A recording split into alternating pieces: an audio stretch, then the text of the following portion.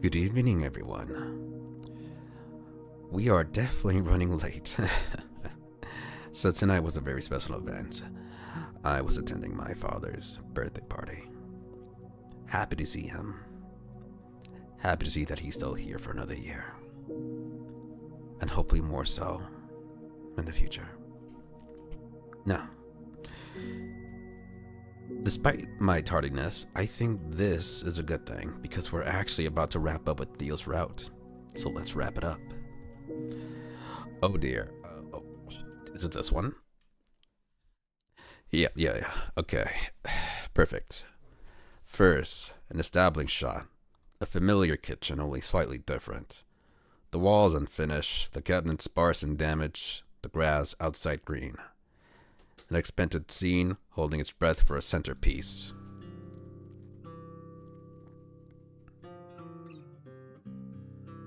And there she is, sunlight reflecting off of her like fallen snow. She turns as I walk in the door and smiles. There he is. My prodigal son himself. Hi, MJ. Well, come here and give me my hug, or else you don't get any coffee.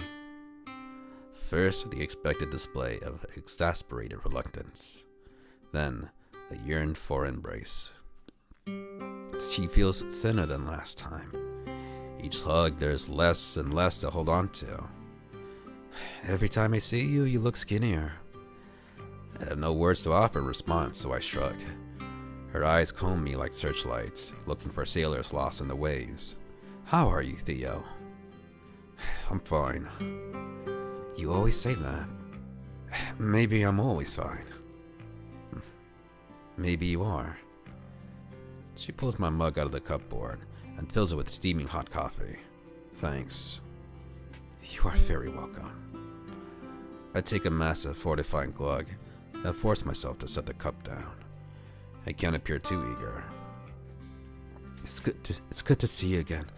Been a while since you stopped by. Hasn't been that long. My stomach growls, but I time the squeak of my chair to cover it. It's been 2 months. Wait, really? Yes. Last month I made a reservation for Thai and you forgot. And this month's movie night, you picked up an extra shift and didn't tell me. Right. If I didn't know any better, Theo, I think you were avoiding me. Come on, you know that's not true. I've just been really busy lately, that's all. Neither of us believe me. She holds out a paw for my empty mug. I couldn't help myself and refills it. You talked to your landlord yet? About the laundry? Not yet. Why not? If you're gonna wear the same outfit every day, you need a functioning washer and dryer. I'm behind on rent, so gonna wait until I catch up before I ask him anything. Even with all those extra shifts, you're still behind. I avoid her eyes. Is Theo like a junkie? Being poor is expensive, you know that. I do. Anyway, so waiting for Daryl to let me 10 bar like he keeps promising. I'm missing out on the tip money. Wait.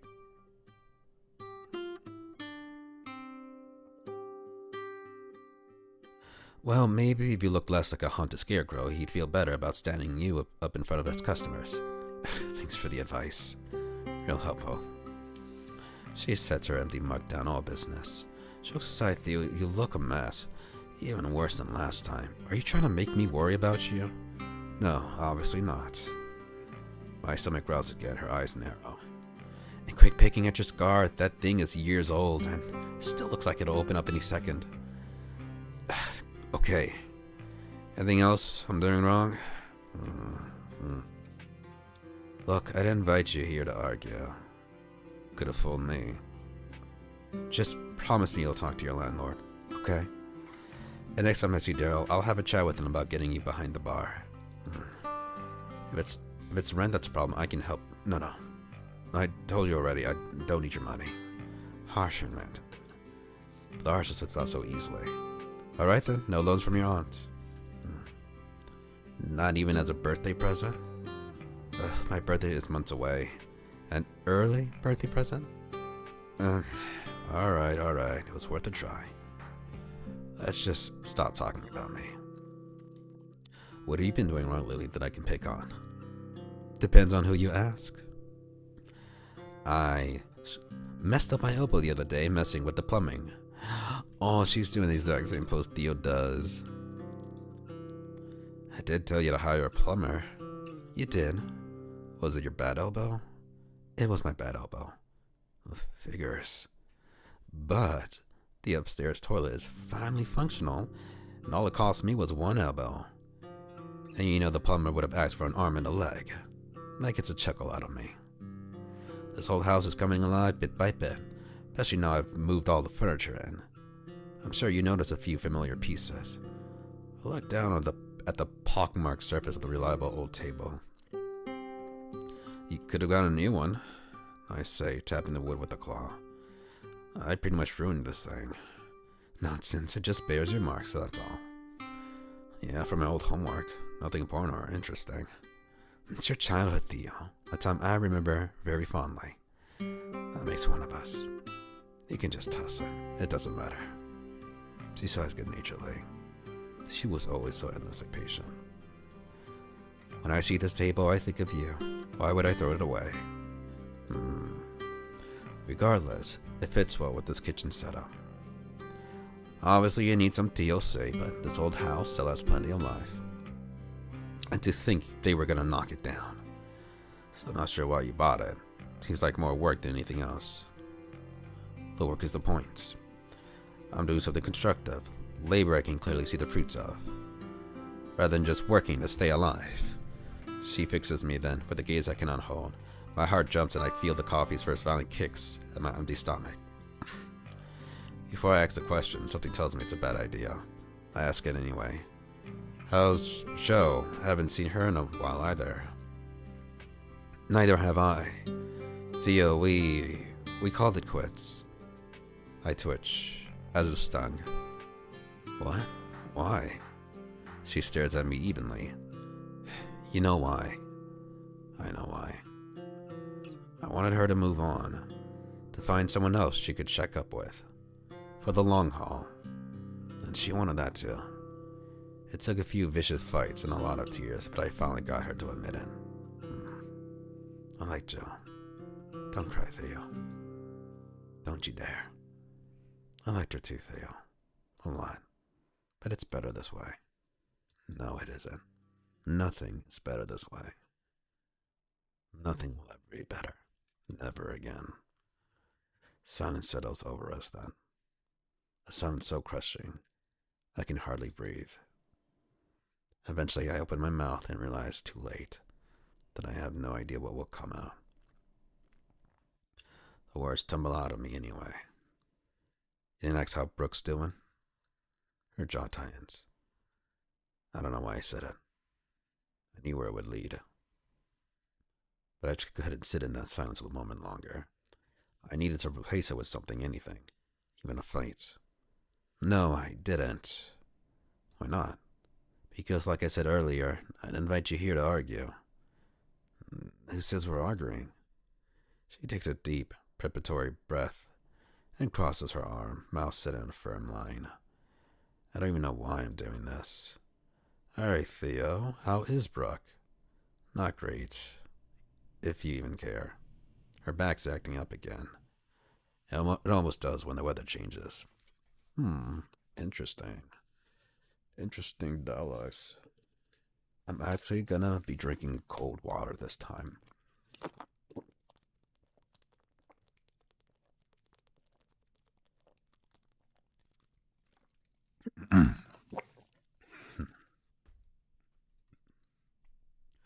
I see. Her doctor won't even give her anything for it anymore. He just looks at her like she's got three heads. Her mouth tightens further, and I see the tip of her snout twitch. You go with her to the doctor? Yeah, I do. She hates driving. I've told you that before. Yes, you have. Not enough. The terrible silence still crouches in between our words, waiting to lunge. You know, you could at least pretend to care. Oh, that's Theo. You know, you could at least pretend to care. I do care, Theo. Liar. I feel a sneer split my face and tug viciously at the raw red scar. Anger pokes through her careful, patient facade, and I pounce, determined to drag it out of her. Why is Theo acting like this?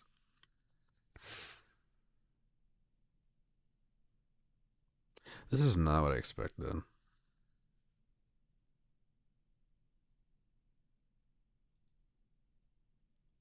Well, whatever. Not like it matters, right? She's only my girlfriend after all.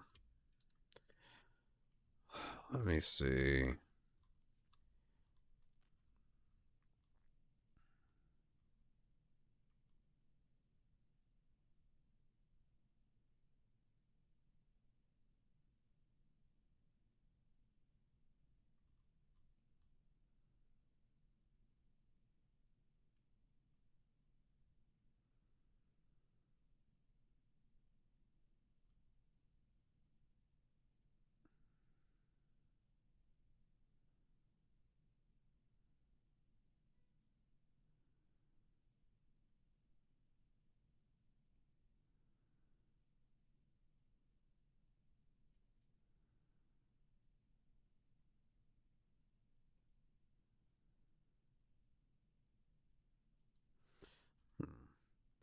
I guess nobody's girlfriend matters to you anymore.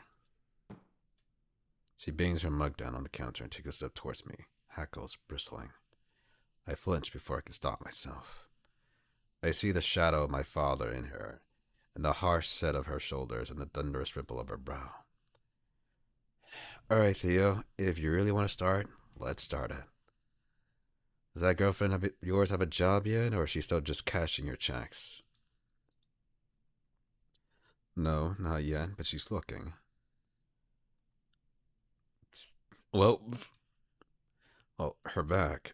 And why should she bother? She's got you, after all.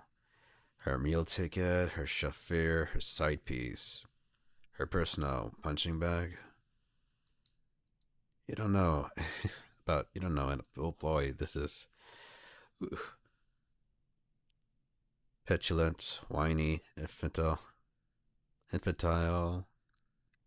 You sound like an idiot. I know a toxic relationship when I see one, Theo. I've been in more than a few myself. This isn't like that, It's incredible, really, the way she treats you. It's like she's trying to push you away. The worse she gets, the tighter you hold on. You don't. She closes in, sweeping aside my objection with furious ease. Where's your breaking point, Theo? It wasn't the insult. It wasn't the abuse. It wasn't even the other guys. So when she gets you evicted from your apartment, I know your rent money's going to her. What do you want me to do? You want me to just give her up? Like you give up Joe? My voice cracks a shameful high-pitched whine, like a bawling child. I drop a sharp hissing breath and hide my head in my paws. Now tears, Theodore, pull yourself together.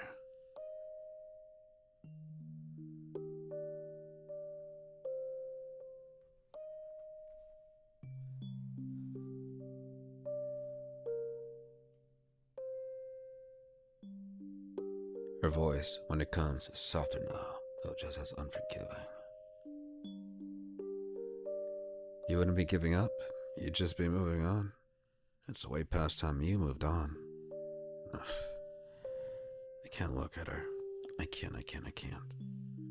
You know how I feel about her. Honestly, Theo, I'm not sure I do. And I'm not sure you do either. I'm not sure. What happened, Theo? Years ago, when she really started getting well, you were so ready to break things off. Remember how happy, how relieved you were when you told me. And then I have to look at her. I have to. Otherwise she'll never believe me. But I just can't. The pity in her eyes makes me want to scream. This all happened after the car accident? Lover. You don't even know what that word means. If you did, you wouldn't be running around like that. Theo, when are you going to stop punishing yourself? When I no longer deserve it. Okay. Now I see what's going on. Thanks for the coffee. My chair clatters and squeaks as I get up to leave. Okay. So the event was so traumatic.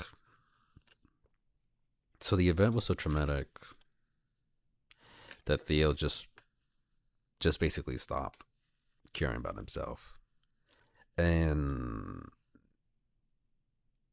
he's pushing others away, especially people that he really loves. That he actually genuinely loves. Because he hates that self that much. And he's sticking with the abuse, with the relationship, because he thinks that's exactly what he deserves. That he deserves this life. Because the event was like, made him extremely guilt-stricken that he would just rather, and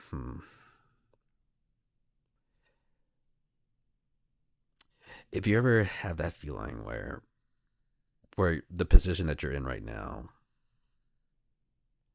like after, and maybe not even just like one really bad day, but after like a series of bad events over and over, that you get to the point that you just hate yourself, that you think that, hey, this is just the way it's gonna be. I'm just gonna stop. If the world's gonna be this unfair to me, I might as well just not even care about myself. Take care of myself. You know, the way like if you showed me Theo, show me this, show me the faces he's making, like I want it would make me want to hate his guts for sure. And that's exactly what he wants everyone to perceive him as, somebody who's extremely unlikable, as somebody that just wants to get under your skin.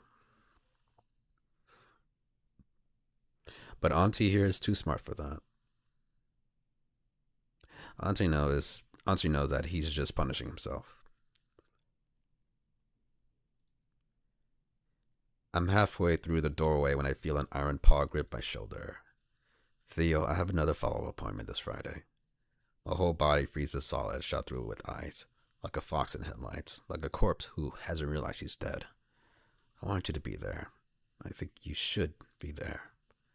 1,000 crumbling pillars collapsing with anguish and white-hot agony, but not even a whisper of breath. Please, Theo. Please do this for me. Okay. Okay, I'll be there. Neither of us believe me. 8 o'clock sharp. I'll pay for your parking. All right. Dead air, hang time, a million torturous seconds before the drop and the crunch. Before the unraveling. Before the dreaded, inevitable, inconceivable unraveling.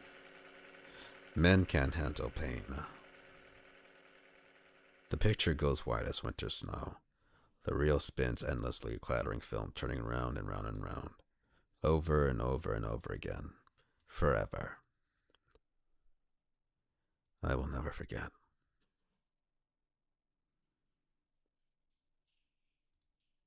I blink my eyes open, slowly becoming aware of myself again. A harsh mechanical wheel still echoes in my head, and my chest feels tight, clenched close to my core.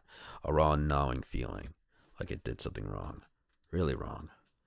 Though the details of the dream are already slipping away, her face is fixed in my memory, like a ghostly image burned into a screen. MJ. I feel the steady warmth of her arms around me, and my chest tightens further. No tears, Atlas. No tears. Gather yourself. It's time to be normal. Without moving, I scanned the room. Still nighttime, or early morning, I suppose. It certainly didn't feel like I had been asleep long.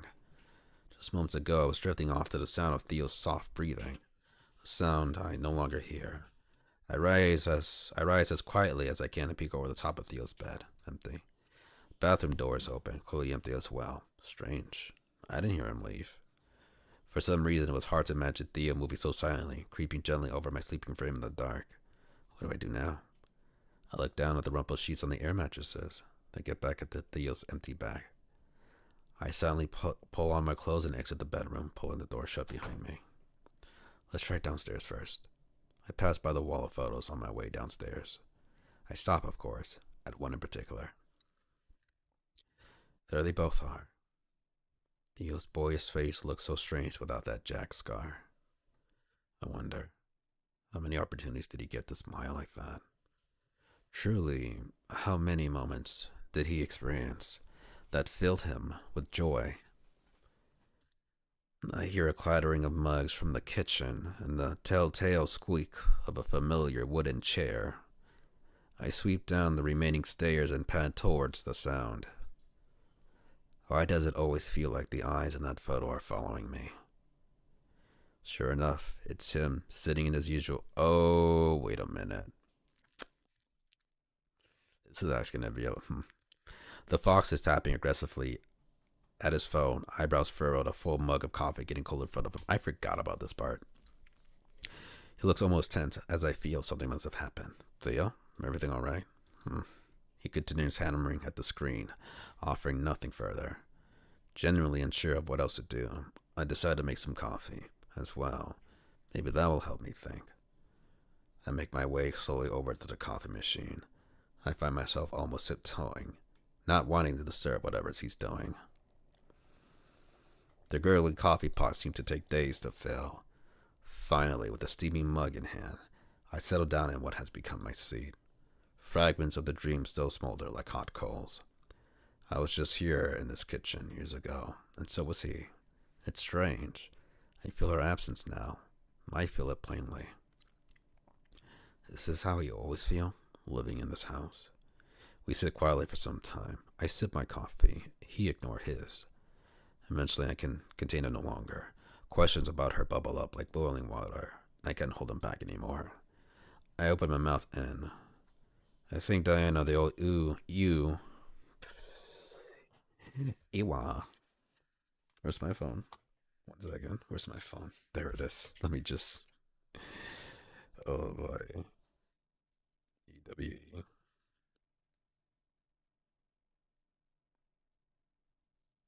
Oh, it's you. Okay. The old you in number 27 is still in her apartment. Oh. The table falls silent again, save for Theo's frenzied tapping. And let's just say sheep. I mean, Theo just say sheep. No. So I've actually read this before. I'm actually going to skip a bit of it. We did talk to Robinson. Sharper and clearer than the rage evoked by his... Actually, let's not skip. These are actually new dog. Okay. Okay, the thoughts are completely new. The venom in his voice jumps out for only an instant before he tucks it neatly away again. This anger feels new, sharper and cleaner than the rage evoked by his parents. Who must they be to have earned such ire from Theo of all people? Are they? Across the street from her, yes. Another long moment of silence. Theo breaks it by settling his phone firmly on the table, face down. He looks right into my eyes, and suddenly I see the barely contained fury, the panic. The seemingly mere moments from breaking loose. They won't agree to let her stay with them. That woman is almost 90 years old. She is tiny and real thin. If she stays in that house much longer, it's gonna kill her. Well, I try to keep my voice from shaking. I know his anger isn't directed at me, but I feel flattened by it all the same. I see the posture of her in this. I see the shadow of her in this posture, just as he saw his father in her. Maybe we pay her a visit and see if she's all right. She's not. Went over there earlier today and banged on the door and on the window until she answered. She said she wasn't leaving the house until she knew she had somewhere else to go. Only now do I notice the coat draped over the back of his chair, the melted snow still clinging to his fur in patches. How long has he been awake? When I don't immediately reply, he snatches up his phone again and resumes tapping with renewed ferocity. Think, Alice, you gotta say something. I don't know if you've already done this, but you could have called the Robinson, like, instead of texting. Maybe hearing your... Theo shakes his head jerkily, no longer able to contain the anger in his voice. If I do that, I won't be able to stop myself from yelling at them. I believe him. From his expression, it feels like he's about to yell at me instead. Well, maybe they need to be yelled at a little, but maybe they deserve it. No. The volume of his voice rises, the tone sharpening to a lethal point. I know Tom Robinson. I know what kind of person he is. That would only make him double down. In fact, that's exactly what he's waiting for. The moment I start shouting at him, he'll take it as proof that he was right all along. Theo begins to tap his foot loudly on the floor, which does force that the table starts to shiver slightly. I rack my brain trying to think of something else that suggests I want to help, but I don't want to make him more upset. Oh, what have we brought her here? This part is definitely the same dialogue. Theo raises a paw and cuts me off sharply. You don't understand. I physically shrink into my chair, eyes dropping deep into my steaming coffee.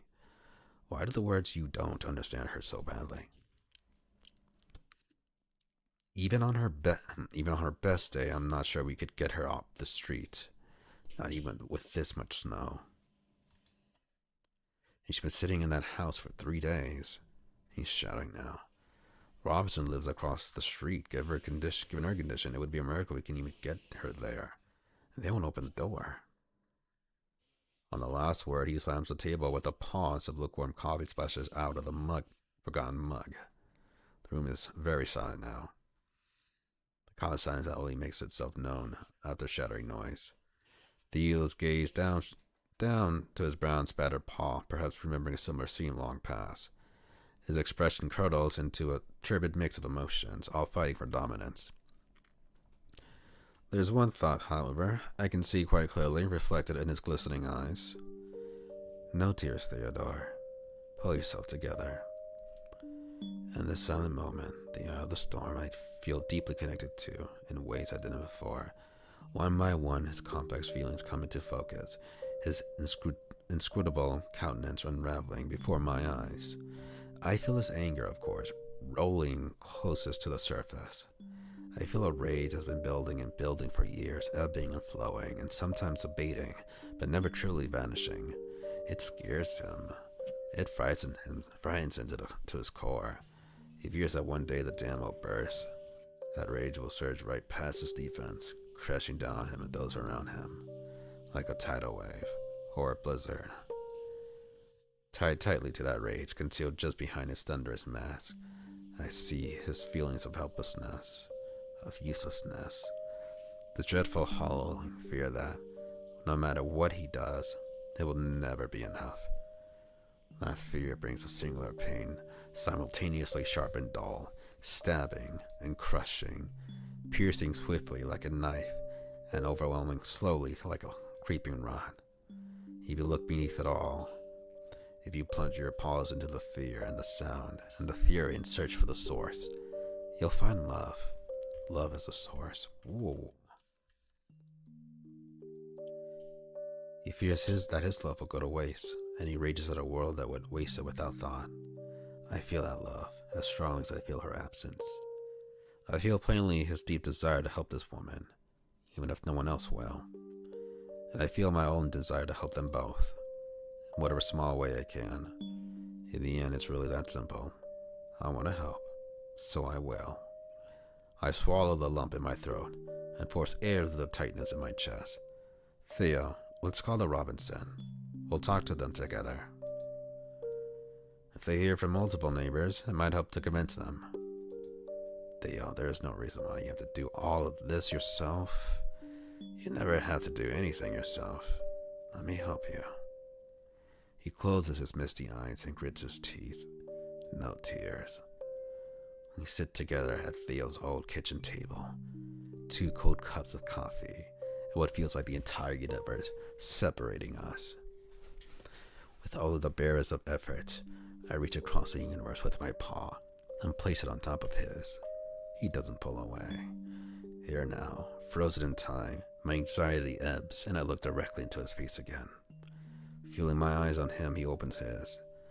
Those warm, burnished brown eyes are so soft and rich as a snowy flow of fur. I could bury myself in them like the softest of blankets. I could be happily lost in those eyes, safe and secure, until the end of my days. I want him to turn his paw over. I want to feel our palms touch. I want him to caress the tips of my fingers with his. But I don't want to ask him. I don't want to speak. Not now. Not in this perfect, unending moment where... Theo's phone buzzes, vibrating the table. Our eyes instinctively flick towards it, breaking contact. In an instant, the universe collapses. The space between us shrinks again, and the awareness of how close we are crashes down on me all at once. I feel a hot flush shoot through my face. Theo gently removes his paw from under mine and picks up the phone, then sets it back down and slides across the table towards me. His expression is more even now, more like the Theo I've come to know over the past few days. Well, shall we? Shall we? Give them a call? Right, this is what we're doing right now. Come on, Alice, focus up. Oof.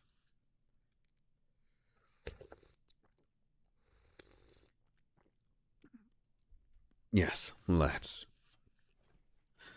I'll start, just so they know I'm present. No complaints here. With a surprising surge of confidence, I hit the call button. And I said confidence immediately begins to ebb as it rings and rings and rings. On the 7th ring, they finally answer. Yes.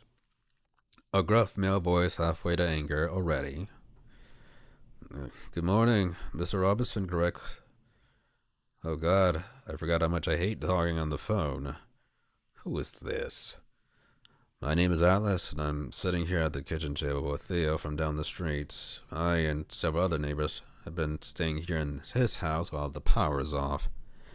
It's nice to meet you, even if it's just over the phone. Likewise. His tone says otherwise. So, I take a deep breath and get down to business. The old woman at number 27, silence. I know you and Theo have been talking about her situation. We have, yes. Grudgingly, non-committal, approaching annoyed. Alright then, great. We are, of course, very concerned for her. 90-year-old woman, alone in a freezing cold house without... She's 87. He interrupts. An 87 woman alone in a freezing cold house without help or power. Theo and I are genuinely concerned that she won't make it through the storm. Mr. Robinson, are you still there? Yes, of course I am. I'm waiting for you to get to the point. Nice. Barely a dozen words into a conversation with this guy, and I can already see why Theo was so angry. It's his tone I realize more than what he says. He gives me nothing to work with besides the very point-tight expression that I am wasting his time. Fine, I'll get to the point then. We're asking you as friends and neighbors if you could let her stay at your house for a few days, at least until the storm clears up and the power comes back on. I just don't see why that's necessary. Well, we're just gonna... I look up at Theo, incredulous. He shakes his head, massaging his temple and clearly holding back grim laughter. I warned you about him. He mouths at to me. As I said before, we are worried she won't survive the storm. She's lived in an apartment for decades and never had a problem. Yes, but she's never been 87 years old before. Have you ever met Diana? Diana? No, I haven't, but I don't see how. She is the most stubborn woman I have ever seen in my long life. Heck, we'll freeze over before she does. I guarantee you she doesn't want your help.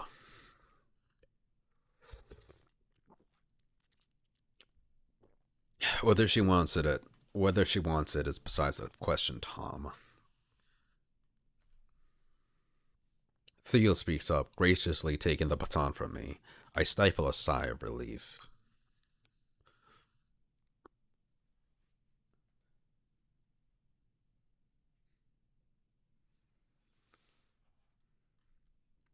I spoke with her earlier today. She's lost even more weight since I saw her in October, and she was shivering, swaying like a reed. The most recent weather updates said the storm would let up by the end of the week, but every forecast so far has been wrong. Most of the city is still on total lockdown. There's been no word from the mayor about snowplows, let alone electrical repair. We most likely got 4 or 5 more days completely snowed in, and it'll be another week before people get their power back. Quite honestly, Tom, I don't think it shall last another 2 days. That's your medical diagnosis, eh? Tom, if you'd like to come and see her yourself, I'd be happy to escort you across the street for a visit. Theo bites right back, a keen edge now plain in his voice. It's not a long walk, after all. There's no need for that sort of tone, Theodore, especially not when asking someone a big favor. Theo was right. Tom jumped on the first hint of anger with a truly obnoxious glee. Clearly he'd been waiting for it the whole conversation. The fox opened his mouth to retort, teeth bare, but I jumped in and cut him off, holding up a paw. Mr. Robinson, how can we work this out? A long pause. What do you mean? He sounds almost disappointed. You were correct in that we were asking for you a big favor. After all, it's no small gesture to house a neighbor in their time of need. I know it's a lot of work, and a lot of stress. Not everyone has the time, space, and patience to welcome strangers into their home. I nod pointedly at Theo. So how can we help you with this? After all, there's no reason why you should have to do it alone. His eyes widen slightly, and he gives me a small smile. What needs doing before you can take her in? If you're worried about her health while she's with you, we've got a medical professional on hand. If you're concerned about food, we've got plenty and a skilled cook to put it all together. We've got young paws for shoveling, clearing space, transferring her over. We're trying to save her life, after all. We are more than willing to put in the work for it. So, what needs doing? The words flowed so freely, and I even surprised myself. This is far and away the most eloquent I've ever been over the phone, though the bar has been set pretty low. Theo looks impressed too. I try not to think about how giddy that makes me feel. I still don't think she'll agree to this. Let us worry about that. All you have to do is make space for her when she arrives. You too, or at least now that we haven't heard from Mrs. Robinson at all. Was she sitting quietly in the background, listening to our conversation, keeping her thoughts entirely to herself?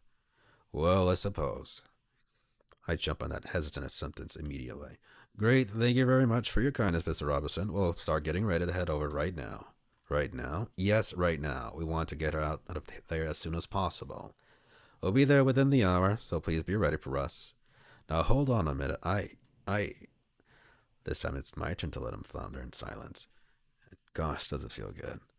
My wife hasn't had time to tidy up, so this last pathetic excuse peters out before I can even respond. We hear a rough sigh crackle through the phone. All right, within the hour. Excellent. Looking forward to meeting you in person very soon. Goodbye. I finally hang up the phone, and it's just the two of us, alone again.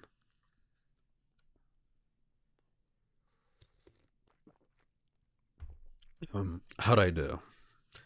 I think you did phenomenal. Phenomenal. His praise immediately makes me smile, and I cover my mouth with a paw to hide it. It's certainly better than I did. Even with just me talking to him, he would have hung up at the moment I called him a... We'd be even worse off than we are now.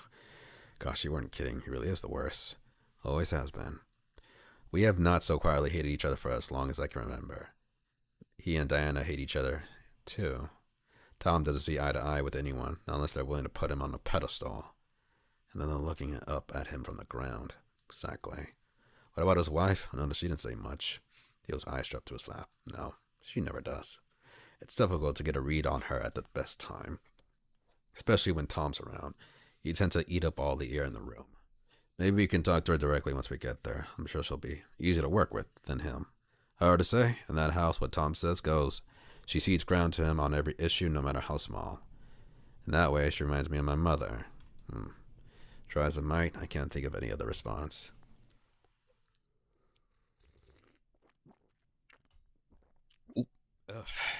Well, Theo stands, his chair breaking the silence. We can talk trash about him later. Right now, we got work to do.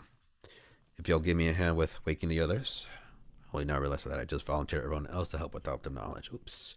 In fact, I had volunteered the crew to do pretty much everything. Tom would barely have to lift a finger. I know where the CG is. Don't worry. I'm sure they'll be happy to help. Theo reassures me, as if reading my expression. I'll take the blame if you like. You can say it was me who volunteered everyone. I stand as well, laughing softly. They'll never believe me. We know there's no way you'd ask for help like this on your own. As the years droop, I realized too late that I spoke too quickly and too flippantly.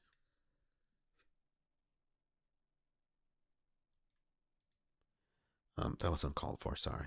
No, unfortunately you are quite correct. Just hurts a bit to hear, that's all. Seeing the look on my face, he elaborates, waving a paw. It's fine, I'm fine, no harm done. We've got more important things to worry about right now. Anyway. With only the slightest bit of difficulties, we get everybody out of bed and downstairs in just a few minutes. The mood is muted, due to the early hours, but telefocus.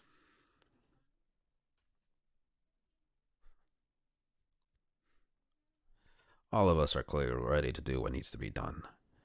Okay, everyone have your phones? We all nod. I'm guessing we'll need shovels once we get there. I have 2 sitting outside. They're plastic, but the metal ones are all in the garage, and we don't have time to dig them out. I have a metal one at my place. So do I. Great, you 2 go fetch those. So together you never know what could happen in weather like this. Meet us at 27 as soon as you can. Got it. Sure. Theo nods once again and opens the door, ushering us into the bitterly blasting wind. Feels colder than before. As I take the door from Theo to let everybody out, I see Ollie shiver and pull his coat tight around himself. Hunter gives me a smile and a nod, taking the door and turn from me. We file out onto what we think is the covered sidewalk. Artemis and Hunter head immediately for their houses, and Theo and I grab the shovels laying right next to the porch. The sheer volume of snow is almost unbelievable. Theo and Hunter's shoveling work from the previous day is basically unnoticeable. When I beheld it all 3 years ago, I felt wonder. Now I feel only fear and apprehension. I find myself looking to Theo for reassurance, and each time he gives it to me in the form of a soft, gentle smile. The fierce wind whips the snow into uneven pieces. Piles, actually, sorry. Paths closes to walls are the worst, with miniature hills heaped halfway up the side of houses. Cars, unfortunate enough to be left out on the street, are almost completely hidden. Vague shapes in the expanse of white, punctuated by a side mirror or the reflection of an exposed headlight. Nobody will be driving anywhere for quite a while. We trudge along in single file, Theo at the vanguard, the rest of us following the path he makes. He does his best to pick the shallowest path, where the snow is only knee height at most. Finally, we arrive at 27, the wind tearing at our coats. Theo gestures towards the narrow passage leading to the backyard of the house. He shouts to make himself heard over the tempest. So we have everyone here. Her apartment is back there. She lives in the back half of the house, and the folks in the front are out of town. So we can't go through the front? Theo shakes his head. I already tried. Our door is in the backyard. This is going to be trickier than I thought. Not only do the snowplows constrict the already narrow pathway, but the uphill entrance to said pathway is mostly blocked by a submerged car. How are we going to do this? Theo's head and ears start swiveling back and forth, taking in the scene. I can almost hear the gas tearing in his brain. He gestures for all of us to huddle up. Okay, she can't walk in this. She'll never get down the driveway, let alone across the street. I'll have to carry her out, but I don't want to risk that until we've cleared up the path a little. Theo's eyes flick to the house and then to Rofi. Rofi, I think you better be the one to check on her. I'll come with you to make sure she's opened up, but after that, I'm leaving her to you, okay? Okay. Good, I'm counting on you, Rofi. I know. After a long moment of eye contact, Theo turns to me and Ollie. You two start shoveling. We'll need as much of this driveway cleared as possible. If we can get her keys and get the car out of the way, that's even better. Even if we have to put it in neutral and push it, every bit of space helps. I nod, glad to receive clear, direct instructions. Tell the other two to plan once they get here. Have them start clearing a path across the street to the Robinsons. Once I get you inside, Rofi, I'll be going across the street as well. I need to make sure Tom has everything ready. Maybe I can even get him to help shovel, though I doubt it. As soon as you cleared a good enough path, I'll carry her out, no matter what she says. Everyone clear on their jobs? Yes, sir. Yes. Yes. Then let's get started. Clock's ticking. Ollie and I immediately dig into the driveway as Theo and Rofi vanishes around the side of the house. So I'm digging. Despite his aversion to cold, Ollie is good with the shovel, clearly an old hand at this. He and I managed to clear most of the bottom half of the driveway, and Arnabus and Hunter arrived, carrying stout metal shovels on their own shoulders. Where are we dropping, boys? You did not just say that. Theo needs us to clear the driveway, so maybe we can move the car, and then a decent path across the street to number 30. He's gonna carry her out, so say no more. Hunter immediately takes a shovel with enthusiasm, and Artemis quickly follows, cutting efficiently across the snow-choked street. I find my gaze lingering on number 30, trying to catch a glimpse of its inhabitants. The curtains, however, are pulled tight, only the faint light shining through them suggests that there is anyone home. I can't let Theo face this by himself, and if he and Tom start bickering again, it could jeopardize the whole operation. Oh, we're gonna see Theo's point of view. I look over at Hunter, tearing through piles of snow with a jaunty whistle. I think the boys have it covered. Tom will leave Theo alive if I'm not there to help. At that moment, I feel a tug on my sleeve. Atlas, I don't want to tell you what to do or anything, but why did we might be more useful inside? I was just thinking the exact same thing, actually, to be honest. I stick my shovel upright in a snow pile and clap the powder off my gloves. I want to help Theo talk to Little Robinson. All his eyes wide in surprise. Husband's a real work, and it doesn't seem fair to send Theo in without backup. Not slowly. Okay, that makes sense to me. I guess we'll try to give Rofi a hand then. Oh, Ollie's gonna go back up Rofi. Alright. Flash of guilt colors my voice. I'd have been thinking of Rofi at all. He did tell me he works in the emergency department, but this is hardly a standard situation, and I bet he would appreciate another set of claws. I don't think he's used to doing this kind of work alone. Not sure how much help I'll be, but I want to try anyway. I know how you feel. Theo emerges from behind the car, begins to make his way over to us, shaking his head and mumbling. How is she? Not good, even I could tell that. You'd think all this would have dulled her attitude, but no such luck. I felt bad leaving Rofi in there alone, honestly. So how about that? I decided I'm going to go in, try to help out however I can. And I'm going with you to the Robinsons. He blinks at us in surprise. Hunter and Artemis can handle the shoveling. And our clear path won't help anything if we can't get her out of the house or we have nowhere to move her to. Theo runs a paw through his fur and grins. You two are right, as always. I appreciate the company. Ollie, come get any of us at any time if you think it's necessary. I will. Let's go. Together, Theo and I picked our way across the street, not sure what to expect. Theo knocks 5 solid times on the thick wooden door, and we wait. After a healthy pause, it opens, flooding the snowy porch with lamplight. Well, come on in. You're letting in all the code. We hurry inside, not needing to be told twice. There they are. The gruff, grumpy-looking groundhog could only be Tom Robinson. He looks even angrier in person. A dipped, constantly furrowed brow and a tense forward-leaning posture, as if any moment he might lunge. He ignores me entirely and keeps his beady eyes fixed on Theo, as if he were a bomb that might detonate at any moment. The woman standing solidly behind him wears an entirely opposite demeanor, her entire body tucked tightly inwards. His eyes make constrained little circuits of the room, almost as if she were planning the best route to escape. Well, where is she? The others are getting her ready and clearing a path. I just wanted to give you one last heads up before we bring her over. Tom nods impatiently, hands glued up to his hips. Double checking us, eh? You should know by now, Theo, that I'm as good as my word. Doubtful. Theo ignores him and plows onward. Can we set her up here in the living room? That feels like the best option for her comfort. You'll still have the rest of the house to yourselves. He intends to smile. I know Diana can be a bit much. If she's in here, you'll be able to escape her if needed. Tom loses a non-comical grunt, ignoring Theo's olive branch entirely. She can be far more than a bit much, and you know that. I just hope she behaves herself. Theo's smile starts looking a little forced. I hope so, too. So, what else needs taking care of? He turns pointedly to Mrs. Robinson, hidden as she is behind her husband. Beth, will you need a hand with anything? Help in the kitchen or anything like that? We all turn to her, including Tom. She looks first at him, then at Theo, then quickly back at her feet. No, I don't think so. Tom sits back in after only a few words. We've only got so much food here, you know. It's not as if we can go grocery shopping right now. I already told you we have food. His wife's eye flicks over to him, an inscrutable expression on her face. I look past the two of them into the kitchen, noting an empty open pantry door with a healthy stockpile of dry and canned food inside. Well, from his tone, Theo had clearly noticed the same thing I did. From the looks of your pantry, I'd say you're doing pretty well. Tom's expression sours even further, which I had thought possible.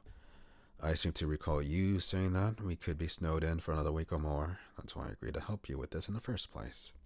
So since you'd like to retract that statement, I want some certainty that my wife and I won't go hungry.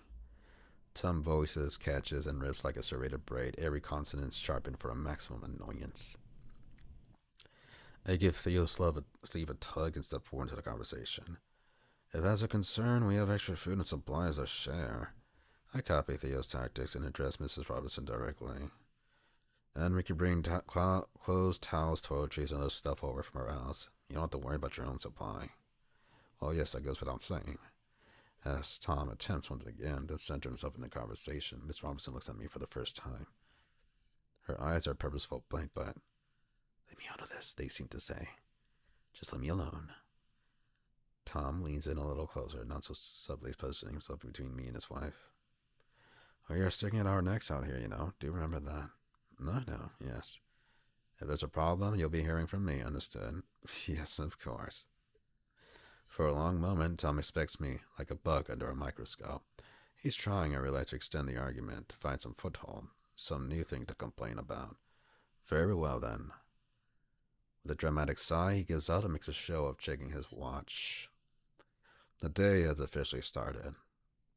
He turns to his wife. I suppose breakfast is in order, eh? She smiles slightly. Yes, I suppose it is.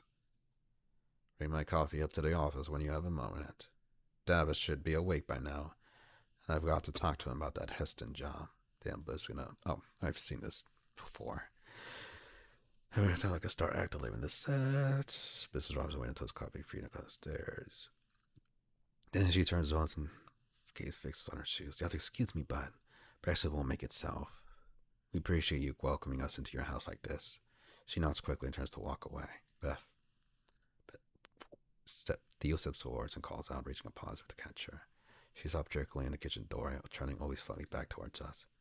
Theo seems to realize his outstretched paw and awkwardly sets both back in his pocket. Thank you for your help and your support. His anxious thank you sounds more like an apology. From what? I'm not sure. Mrs. Robinson will do, Theodore. I'll have the couch ready for her in just a moment. With that, her stiff back frame ducks quickly into the kitchen and out of sight. For a moment, Theo stands and stares after her, absently wringing his paw. He mutters a quick curse under his breath, turns back to me. Well, that went about as good as I could have, and far better than I expected. Let's get out of here, yeah. I bet Rolfie and Ollie are ready by now. I hope so. We head back gratefully, following the now mostly shoveled path. Thanks, boys. After the kids a playful salute. All in a day's work. Thea and I follow around the side of the house and up to the apartment door. I turn the handle while I'm walking squeak and force my way into the house. Oh, we still end up going inside our house anyway.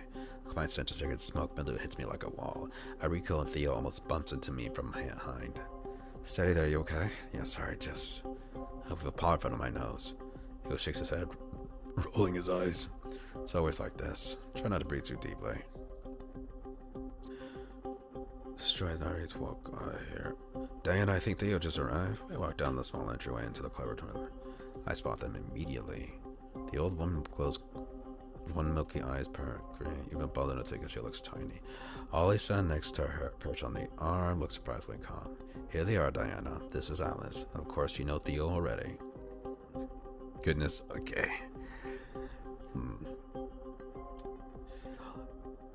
So I know for sure this is going to take ages to finish, so we are actually going to go ahead and wrap this up. I am for certain this should be all done by tomorrow. Today is Thursday? No, today's Wednesday. Tomorrow's Thursday? Okay. So yeah, we can definitely get this all wrapped up tomorrow. And which means, one, Because I've done Rofi's routes, and I know how long this is gonna take. We haven't even brought in the old hag into the house yet, so let's see this for tomorrow. And then after that, it'll be the weekend. Well, we will resume our weekend schedule. There's gonna be a ton of other kind of games. Could be TXKO. 2XKO. Could be, or maybe just more Sonic. Who knows? But anyway, let's stop here. Good night, everybody. See y'all tomorrow.